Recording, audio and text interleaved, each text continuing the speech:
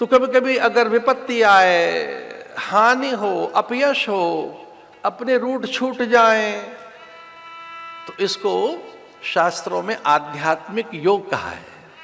ये दुख का योग नहीं है। अज्ञानी पुरुष कहते हैं बड़ा दुख चल रहा है आजकल, दुख चल रहा है, दुर्योग है, दुर्दैव है, हतभाग्य है, दुर्भाग्य है। भाग्य सो गया। जो बेचारे अज्ञानी हैं उन्हें पता ही नहीं कि इस आध्यात्मिक योग को वो इतना क्यों छोटा बता रहे हैं। जब जगत के सत्य का, यहां के पदार्थों का हमें बोध होता है तो वो आध्यात्मिक योग है। हानि काल में, विशेषकर अर्थ हानि के समय, मान हानि के समय, विशेषकर उस काल में कि जब अपनों का विश्वास टूट जाए आपसे और आप सही हो, तो वो एक आध्यात्मिक योग होता है। परीक्षित का ये आध्यात्मिक योग है। इससे अधिक और उत्तम अवस्था, उच्च कोटि की अवस्था कोई हो नहीं सकती कि 7वें दिन उसकी मृत्यु है और सामने समर्थ सद्गुरु उपदेश के लिए तत्पर है। धन्य है सुखदेव मुनि, उन्होंने शपथ ली, वो प्रतिज्ञा करके बैठ गए। उन्होंने अपने शिष्य के सामने प्रतिज्ञा की कि जब तक तुझे ब्रह्मानुभूति, जब तक तुझे भगवत साक्षात्कार नहीं हो जाएगा, मैं कथा बंद नहीं करूंगा, कथा चलती रहेगी। मैं तुझे जगाता रहूंगा, मैं तुझे बताता रहूंगा। 7 दिन बहुत होते हैं, बहुत होते हैं 7 दिन। तो कुछ पल में भी ऐसा हो सकता है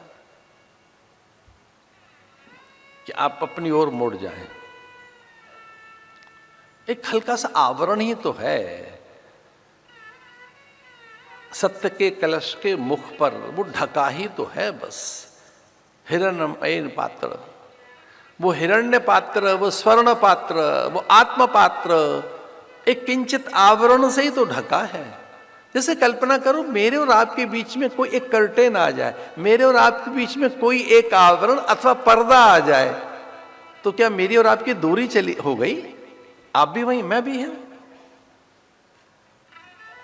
अच्छा, मेरे आपके बीच में एक पर्दा आ जाए बस, तो क्या आप बहुत दूर चले गए मुझसे? क्या मैं आपसे बहुत दूर चला गया?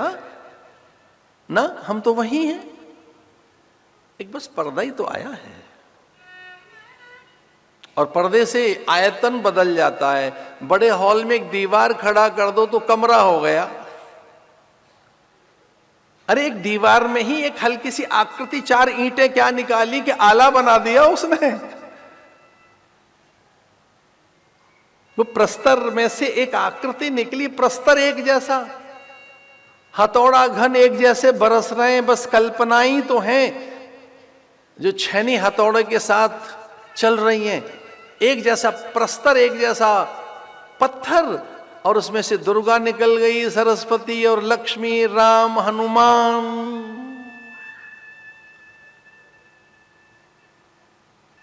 अरे मिट्टी तो एक ही है, मिट्टी में आकार का अंतर है। इसलिए वो आकार के कारण कुछ अलग अलग अलग मिट्टी दिखाई देती है। दीपक, घड़ा, सकोरा, कुल्हड़, सुराही के रूप में। सोना तो एक ही है। आकार की दृष्टि से वो लग दिख रहा है कि वो हाथों के कंगन हैं, या कि वो कर्ण का ताटंक है, अथवा तो वो शोभायमान आपके गले में नेकलेस है। जो भी